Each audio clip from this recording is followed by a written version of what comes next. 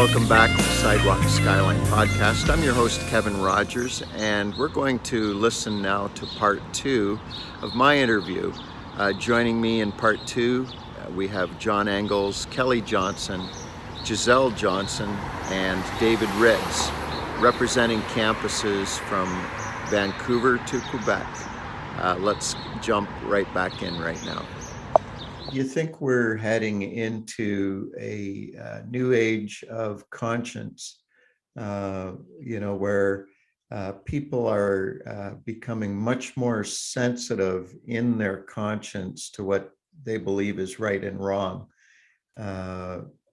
It seems like with the polarization happening around many things, that what a person holds in their conscience is becoming, how can I say it? People are owning their stuff more, including Christians. So if it's a question about, can I live with my partner, or what do I do if I'm same-sex attracted? All the things that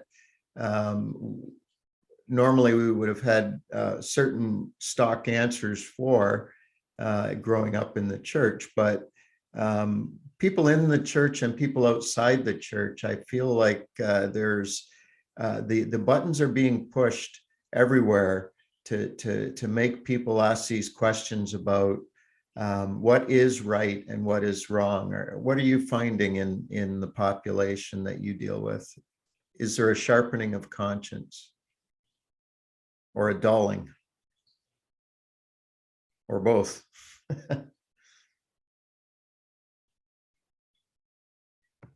I would probably say both. I think you have, we're living in a very, soundbite-ish world. And so I don't think in some ways we're preparing ourselves to engage with matters of conscience in the way that we should. And so that is the challenge, I think, of part of our discipleship, is learning how to think through some of those issues and how to tap into the different resources and not just get in a polarized stance and using throwing out something on TikTok or Instagram or whatever to argue our point, if we haven't really thought through it well. So I think that is a big challenge, ongoing. Mm-hmm. Yeah, I agree, Kelly. There's, with the cancel culture, and really there are certain things that if you stand for, you will get outed and you'll get unfriended, in social media. I mean, I just had a friend post a few days ago about the trucker convoy. If you've heard the trucker convoy, let me know, and I'm unfriending you right now.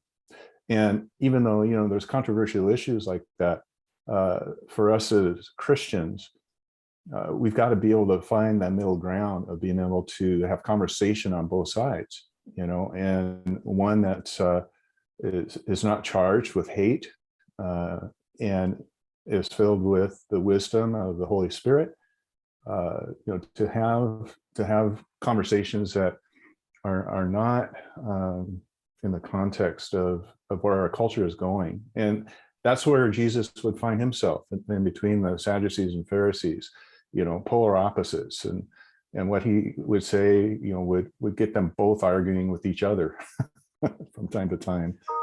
Not that, we want to necessarily throw gasoline on the situation, but it's a challenge for us, I think, as leaders, to lead our students in such a way that they know how to engage political discussions, without creating a firestorm, without, getting themselves canceled and outed on, their university Facebook page or whatever.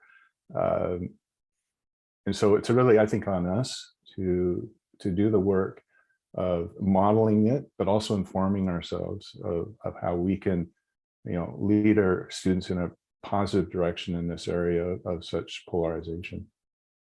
Sorry, I was just going to say, I don't think we should be shying away from the tricky conversations either, where there is some sort of nirvana middle ground there, because sometimes people do need to be poked and prodded. But I agree, we have to approach them fairly, and but sometimes we will pay the consequences of provoking people's consciences.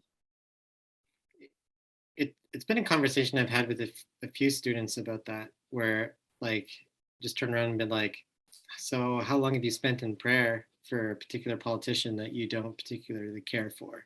Like how many times, like I remember first moving here to Quebec and Pauline Marois was in power, and very polarizing person, very polarizing and very difficult as an Anglophone to live in Quebec under that, and being angry and all this kind of stuff. And I remember being in a prayer meeting and someone just really earnestly prayed for her, like beyond like really caring for her. And it just deeply convicted me, because it's like, if I'm not willing to pray for her that way, then I probably shouldn't be complaining. And so I've been able to like incorporate that in my conversations with students, especially when it comes around political things that they're upset about. And I think like I think with students and younger generational folks, it's important to acknowledge your biases and to acknowledge like where you're probably blind, and where you probably don't see it the same way that they do. And where, usually I'm like, well, let's be honest, like I'm from Alberta, like I probably carry some things with me, but now I live in Quebec. So like my views have changed. Here's how they've changed. Here's why they've changed. But like, honestly, like with Christians, it's like, man, like, let's keep our eyes focused on him. Let's keep our eye. And Jesus said to like, they will know you're my disciples by the love that you have for one another. And so often it's like, whatever we believe in, our culture desperately needs to be able to see us engaging in loving conversations and not tearing each other down. So somehow we need to figure that out. Huge amen to that. Are any of you seeing faculty or students or groups on campus that are being muscled out or canceled, and some of those kind of political maneuverings to disempower what somebody else perceives as a threat? Are you seeing any of that going on in your institutions? Yeah, I had a student leader who had to appear before the dean as a result of something that he said on a YouTube channel that he was a part of. Something he had said like a couple of years prior to, like 20 minutes into his sermon. So clearly someone was searching and looking, and so he had to have an interview with the dean just to, how is this going to affect your future employment? Are you going to be objective? Was able to engage in that kind of conversation. So, which is highly unfortunate. Yeah, there's a well-known case in Saskatchewan at a campus that university group got kicked off campus. Not one of our groups, but friends of ours that we affiliate with and partner with on other campuses. But it was a tough road for them, and they had to appeal the decision of the student union because they got de-ratified as a student club, and so there was a threat of litigation, and the university backed off the situation, and so that group is actually back on campus. But I think there's those little brush fires that can pop up around Canada, and there's been other ones as well. But it's something that we don't take for granted being on campus. It's a gift, and our heart really is to have the posture of a servant and ask the question: how can we serve this institution? How can we be contributors rather than consumers? And I think once the university administration gets to meet a face to who we are on campus and what we represent, then trust can be built. And when the university admin knows that, hey, we're contributing, there is no hidden agenda here, that we have great favor on several campuses as a result of that. Yeah, I'd like to just jump in there too, Kevin, because I think there is a perception sometimes in our churches that, oh, you go to campus, you're going to lose your faith, or they're really opposed to you. But I think we need to sometimes give university administration or students union administration more credit that they're actually wanting the best for their students. They're wanting to be protective as well. As people, as John said, we're following the suffering servant. So here's someone who went to the cross, right? The people of the day, political and religious leaders, put him to death. Now, I think if we come with that posture that John was talking about, it serves us very well, because we are there wanting the flourishing of our campuses, wanting the flourishing of our individuals, whether they're Christian or not. I think there have been also groups that have come on campus and try to win the campus to whatever their faith leaning is, and they should be de-ratified, or they should be kicked off campus, or the manner in which they've done things has not been good. And that's not just Christian groups, it's any groups. And so I think we have to recognize sometimes people don't always do it in the right way. So if you're coming onto the campus, as John and David both said, in a way where you're wanting to serve for the benefit of all, I think administration recognizes that. So it's an ongoing conversation and relationship that needs to be developed. The philosopher Jacques Derrida, I would say, would be considered one of the architects of deconstruction theory. And he had a lot of things that he wrote and taught about deconstruction. Three key features that emerge from Derrida's work as making deconstruction possible. Number one, the inherent desire in people to have a center or a focal point to structure their understanding. And he calls that logocentrism. We would get the idea of logos from logocentrism. Second, the reduction of meaning to set definitions that are committed to writing. In other words, nothing beyond the text. And finally, how the reduction of meaning to writing captures opposition within that concept itself. So the whole philosophy of deconstruction is an ongoing process of questioning the accepted basis of meaning. It's a tool that prevails in the dismantling of religion, of history, politics, patriarchy, race theory, capitalism, gender, on down the line. And as people are looking at how they view themselves and the world around them, and certainly progressive Christianity is ripe with deconstruction. And so are many of our campuses and many, maybe even some of our churches, or many churches. So how do Christ followers position themselves in the politics, in the debates, and the prevailing values of the deconstruction milieu? In other words, if everything is being dismantled, if everything is being deinstitutionalized and taken apart, what's the call for the follower of Jesus in the midst of that?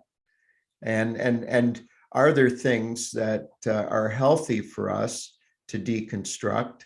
And having deconstructed maybe certain things, where do you go from there? I like to think of, I have this picture in my mind of somebody taking apart a motorcycle and laying the parts all around the garage floor because they're deconstructing the motorcycle, but then ending up with a garage floor full of parts. and trying to remember, how do we put this back together in a meaningful way?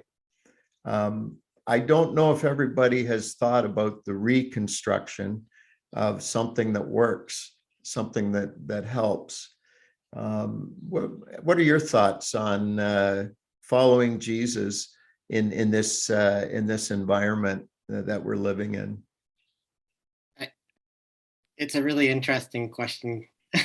I'm glad you unpacked it, because when I looked at it on this paper, I'm like, oh, if we figured that out, we'll be speakers for a long time. But you're in university. You're supposed to be smart. Sometimes I feel like a pretender, but anyways, my cousin, who also grew up in Medicine, Alberta, moved to BC. And one time he made the post, he's like, I don't know who I am anymore. I'm too liberal for my conservative friends, and I'm too conservative for my liberal friends. And I burst out laughing, because I'm like, that's how I feel living in Quebec.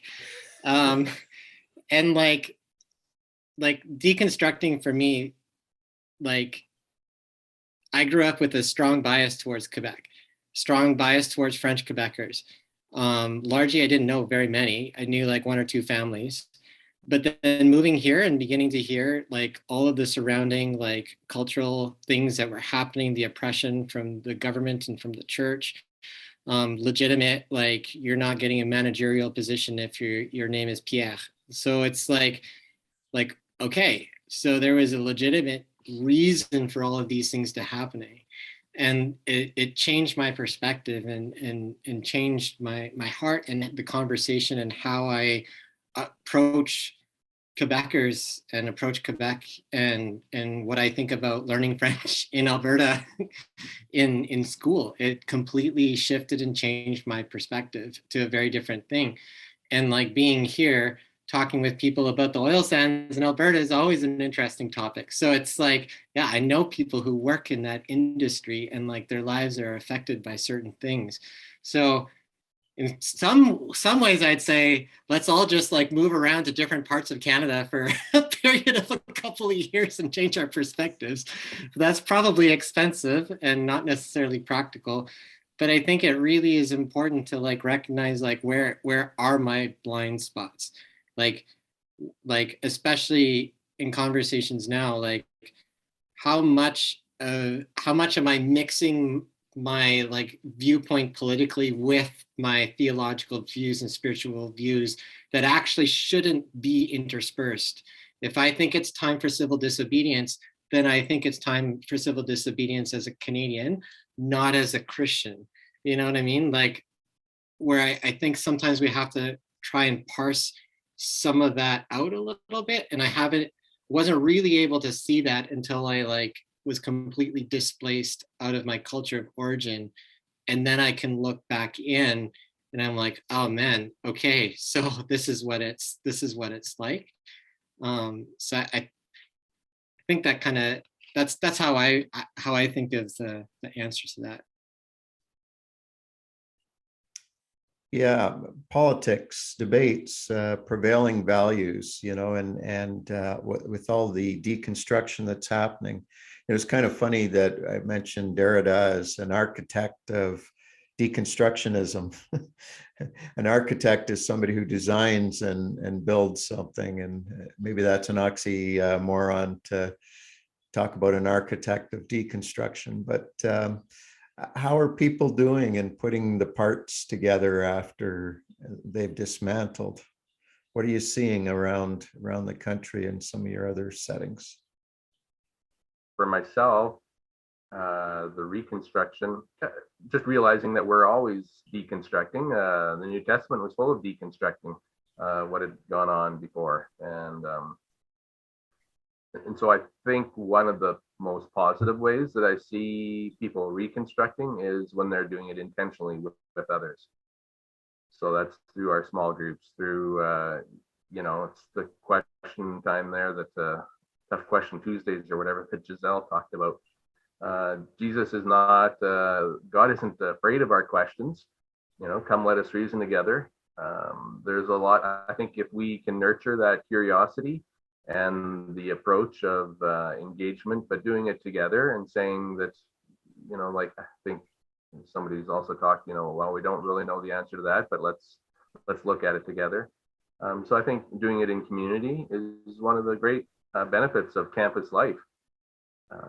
Whether you're mixing engineering students and business students together, or arts and nursing students, or the medical students. So I think there are amazing benefits that we have on campus to kind of wrestle together with some of these things, and not just throw out our critiques and let them kind of land there, or people be disenchanted, but to come together as believers to say, this is one of the great opportunities we have to wrestle. And I even remember just thinking of a young woman who's 20 years ago, I think we were reading Yancey's, one of his books on, I'm not sure if it was disappointment or something around meaning, but he had the quote, if there was no room for doubt, there's no room for God. And we don't want to have people who are just so locked into this is the way it is, and they're not using their minds, and they're not curious and engaging with differences.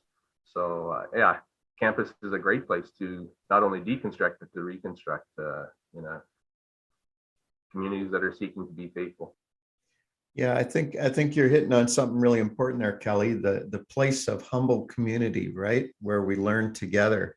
If you only listen to the monologues without dialogue, you can become an ideologue and be very very disconnected from reality in some respects. And I love what David said too, about David Ritz, about maybe we should all just move around the country every couple of years and live in a different environment to get a different perspective, and that yields a lot of understanding.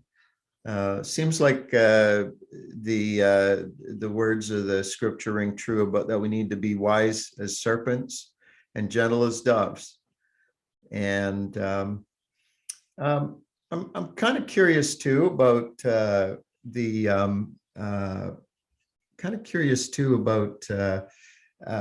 last couple of years in dealing with COVID restrictions. Many of you have lived through a transition to online learning, a gutting of campus life in many instances, students not having dorm life or social events, in-person learning, the opportunity even to engage with some of you in your campus ministries. How has that impacted how you work with students?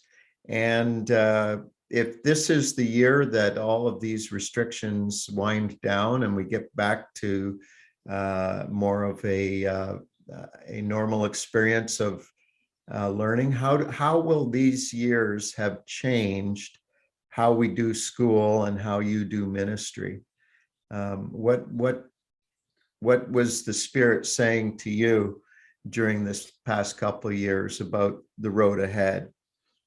I think community engagement will really go high. I think when we did the SAGEP event, these are 18, 19-year-olds.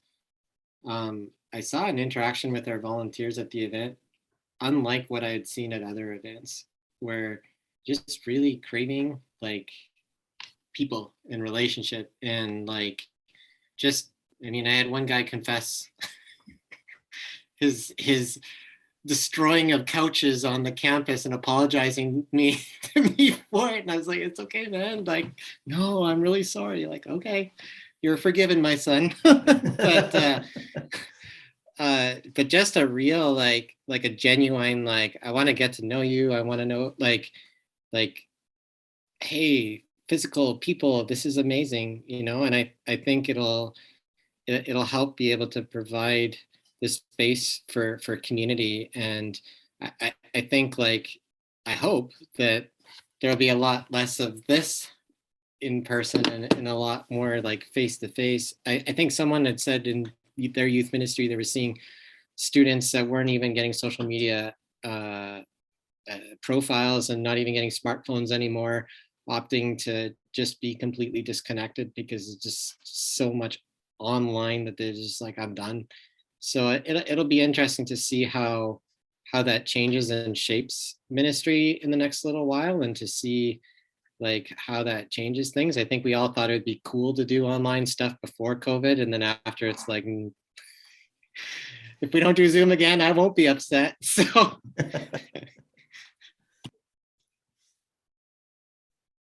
has it been a hard couple of years for all of you?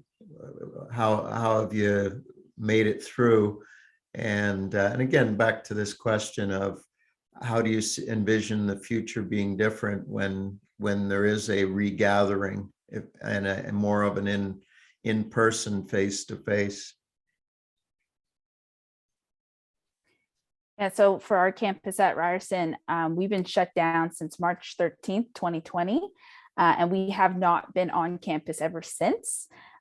Students just regained access to the campus as of January 31st, and that is also in a staggered kind of relaunch. Some students are returning to campus.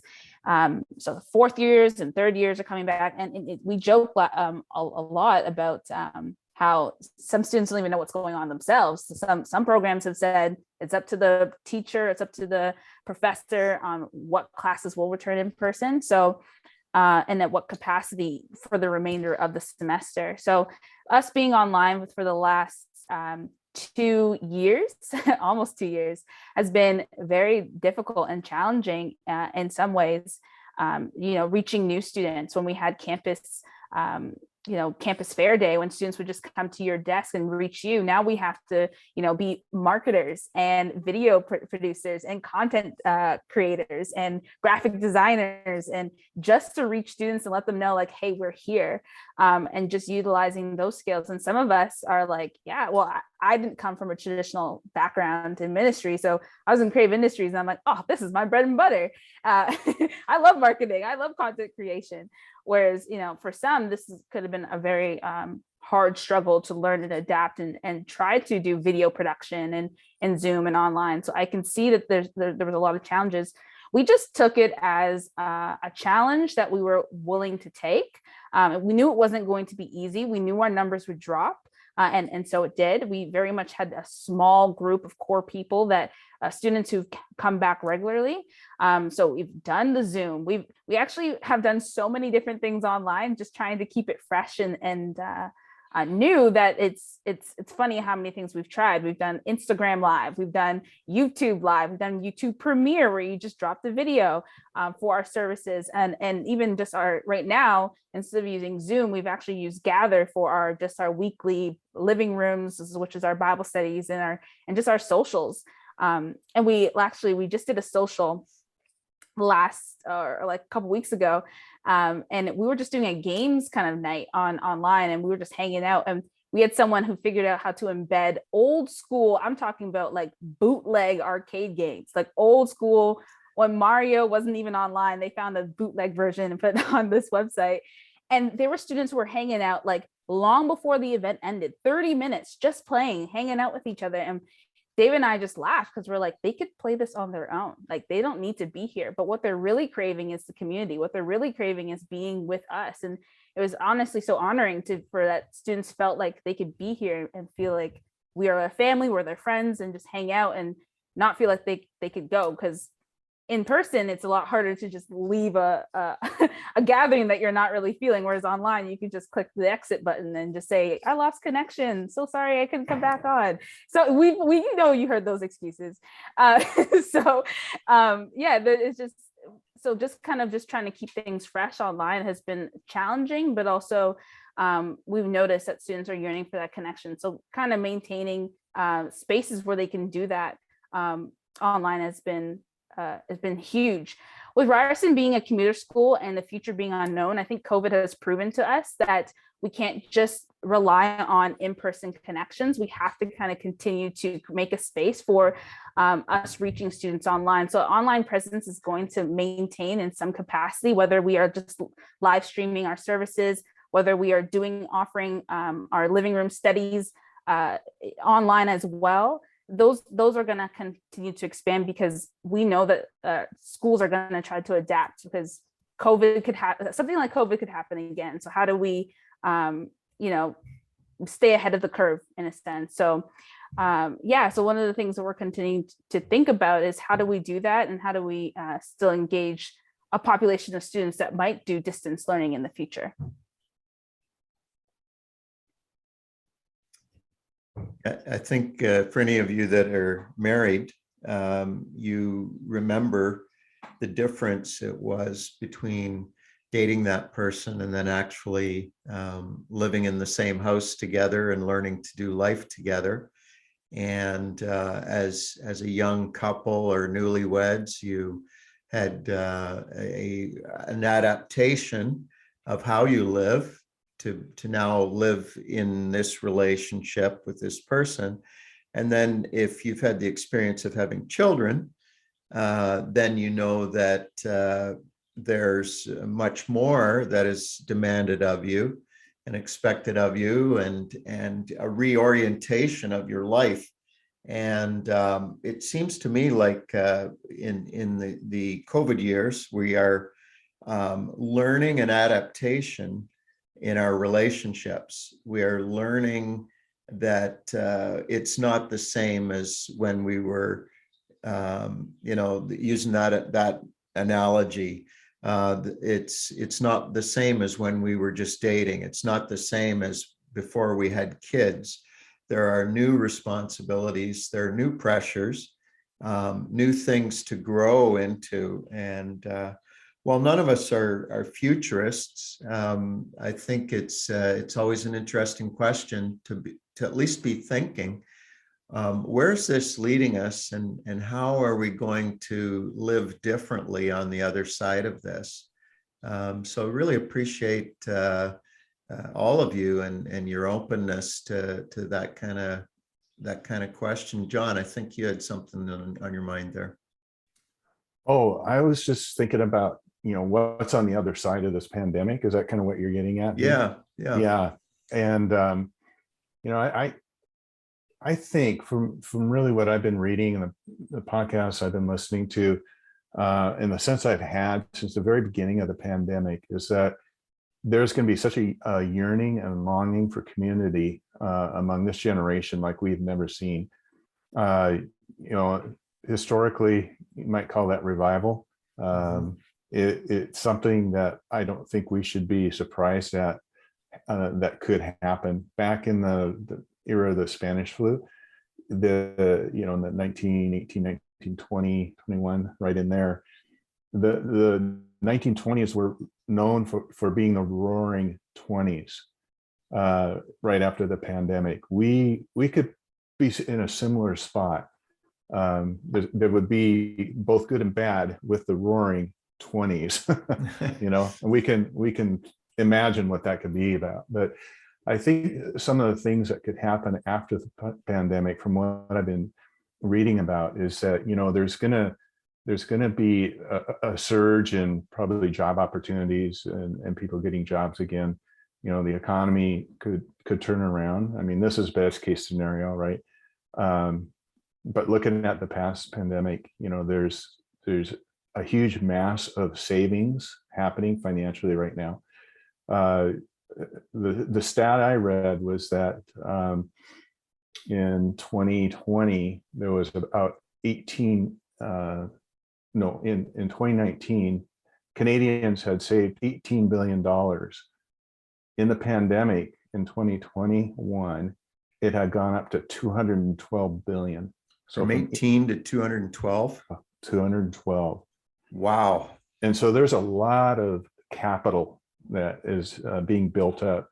And I think there's opportunities at that level, for the church and for missions and for generosity, that rather than hoarding, and I think there's, from what I've been reading, that's one of the takeaways from the last pandemic, is that people became a lot more frugal out of fear. They saved all they could. There's just scratching everything together that they could. And, the great generation is kind of known as like the frugal generation. Mhm. This has an opportunity for us, I think, as we come out of the pandemic, for something, for the kingdom of God that could just be very good. So, on the other side of the pandemic, short of a world war or something, there are I think some things that God will bring us to. It could be very good as well. As you think about the students that you interact with over, say, on average, a 4 or 5 year span, and they graduate, they move on into their life wherever that takes them. Many of them move out of city, out of country, all over the world. And you have these unique relationships with students that you're helping them to form a spiritual identity and some spiritual practices. Um, what do you think is in store after they've spent 4 years with you? And I'm not saying that any of you are their savior, but in the role that you've played, what do you hope for in terms of moving on in their life? What do you hope that they gain from the time that they were involved or connected to your campus ministry? I think that to your earlier question about is campus ministry just an extension of youth ministry? Well, hopefully, if we get them, they move on. That's not the mentality when they leave. That instead of being consumers and coming to the buffet of whatever community or whatever place and whatever career, that they see that their career is their mission field, that they're uniquely placed by God to be politicians, to be doctors, to be lawyers, to be philosophers, to be teachers, whatever, that God has given them the gifts to function, and that they don't, even going to the city within a city, that they don't have that mentality wherever life or the Lord or the Spirit directs them, that they get to actually contribute and live in the land and make gardens, and if the Lord chooses for them to have families that grow up to be disciple-making disciples, and that they get to be a blessing to the churches and the communities that they find themselves in a posture of what can I do to help, rather than what kind of services do you offer at this church.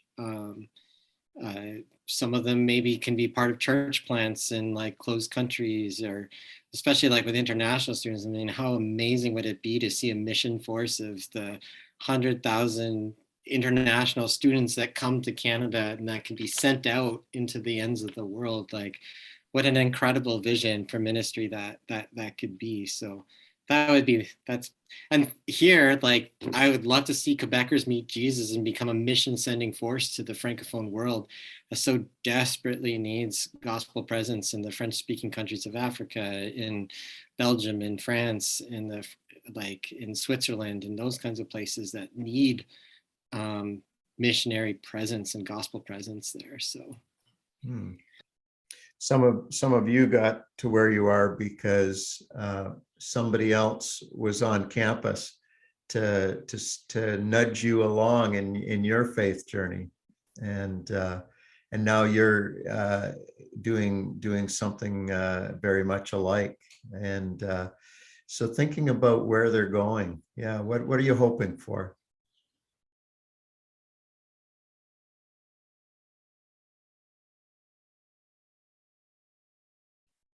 Or maybe one last question here. Why don't you just think about maybe a miracle or two that you've experienced with your students? Somebody who's had a very radical life shift, or seen God move in their life in an unexpected and powerful way. Anybody got a miracle story that you want to share?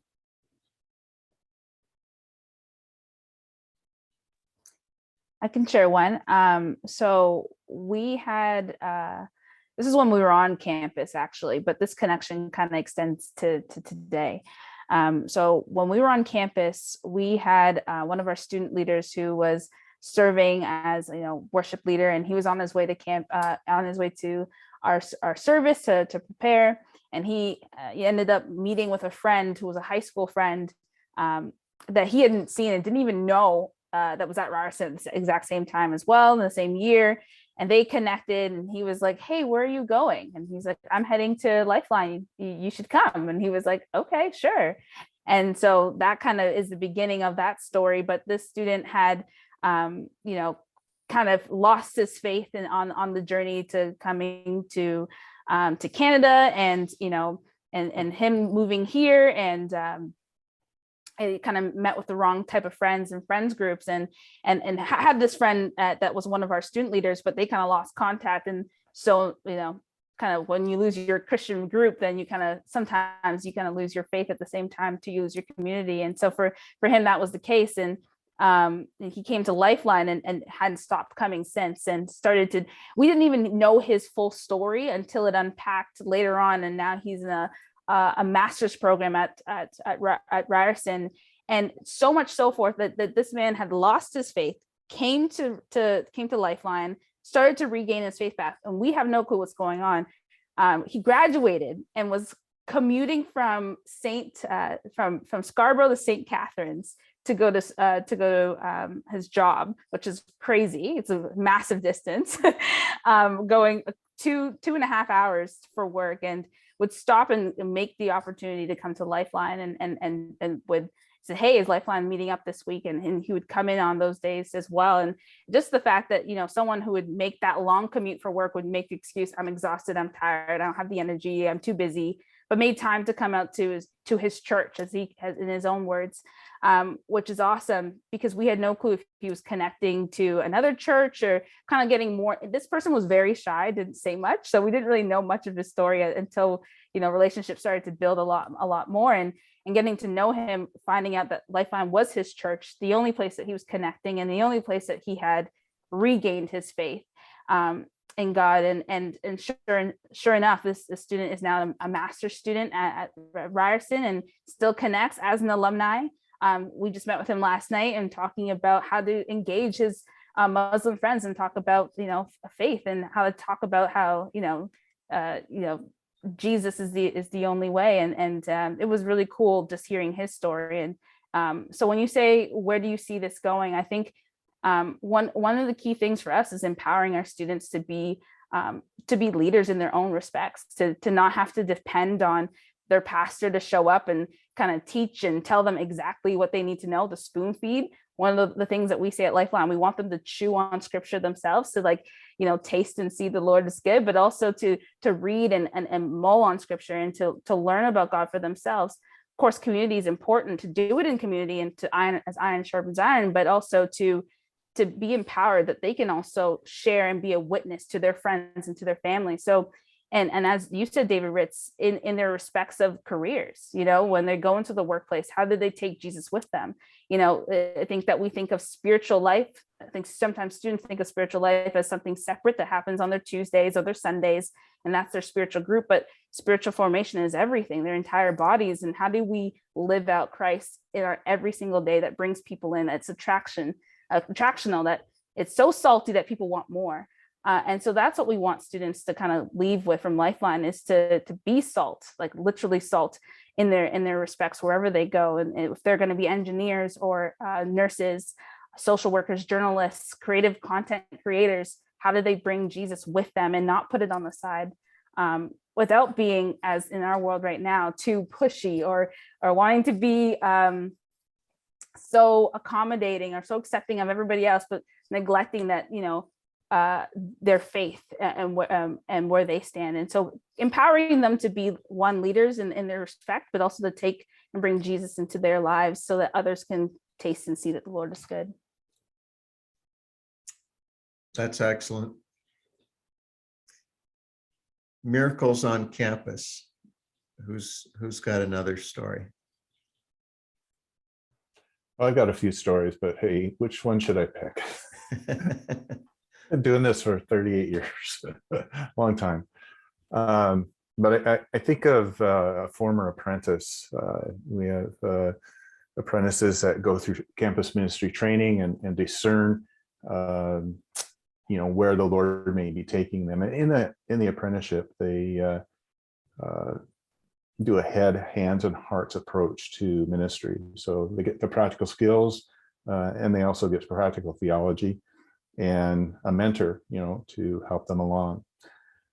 So think of the apprentice, as I say that, we all have that in our mind. But a guy named Kieran came to the campus group at UBC as an atheist. So I'm going back in time now because Kieran was the apprentice that I'm referring to. So as a student, Kieran came to the community, and we talked about the importance of community. And he began to see what Christianity was all about. He began to see what Christians were like up close and personal. He had his ideas about God not existing. And through the semester that he was at school, through the year, he came to Christ. And after he graduated, he took a year of doing the apprenticeship with us. And now he's teaching in Vancouver and thriving in his faith, connected with the church, with a local church. But that's a miracle, huh? And that's kind of that's really what we live for, is being able to see those kinds of stories and many others that, like what Jazelle just mentioned. So Fantastic. I think Jazelle mentioned, sometimes it's the quiet students who find a point of connection. And for myself, through UCM in Calgary here, we have tried to find opportunities for students to take ownership of some area or engagement. And so seeing some of the quiet students do that, but even one of our ones just in the last few years that has been a real delight, and somebody who's actually shaped our ministry a fair bit, is somebody who had been in a same-sex relationship and also had done a little run up more northern Alberta with some drugs one weekend, and had a really bad trip with some magic mushrooms. And so now this is 3-4 years later, and she's incredibly engaged. She worked with us for a couple of years. Just because she a friend saw a poster that we had on campus and took a snap of it and sent it to her, and she showed up, and we said, how, in the middle of her questions, how do you want to get involved and wrestle through some of these things? And now seeing her do things around the world with an energy and dynamism that actually stimulates and excites the rest of our group of a life that's been changed and is being changed, and realizing that we're all on the way. And so I think that's been pretty exciting, is to see both the quiet and the dynamic ones have opportunities to actually participate in something that's so much bigger than themselves. And so, it's kind of what keeps me going in campus ministries, is seeing these young lives change. For me, I was the one who wandered into a meeting. It was another campus ministry was doing a prayer meeting in the morning, and I don't always join other campus ministries necessarily, but I was just like, oh, I'll go to that, and went to it. And it was just me and this other person in the cafeteria at McGill, and it was our first year there, and she hadn't found a church family. So the church that we were a part of at the time invited her out, and she just very quickly became part of our family. And my wife was able to really walk with her and mentor her through some really difficult situations. And it was just a miracle in a sense, where we were able to just really we eventually baptized her as well, which was a really exciting experience. And so, I was just it was a random hey, I should go join that prayer meeting. I know those guys, we're all friends. I didn't join another prayer meeting after that with them, but the Lord just had allowed me to come in to the student's life, and just kind of like she became part of like our family life pretty quickly. So it was just like a really cool thing where it's just like an off chance. So many off chance conversations where like you just like, oh yeah, I'll go talk to that person, and then eventually it like changes the trajectory of so many different things. It's yeah. Well, there's nothing more exhilarating and simultaneously heartbreaking than being involved in the work of God in people's lives. And I know that all of you are where you are with very much a deep sense of, it was actually an unseen hand that nudged me and guided me to be where I am. And so I want to thank all of you for being on the podcast today. And we'll put connections to all of your ministries in the show notes. Unfortunately, in this powerful and imperfect medium known as the internet, Millie conked out. Her signal must have gotten eaten up by the Zoom monster. I don't know. But whatever happened, she was having trouble with her signal. And so unfortunately, we didn't get to hear more from her today.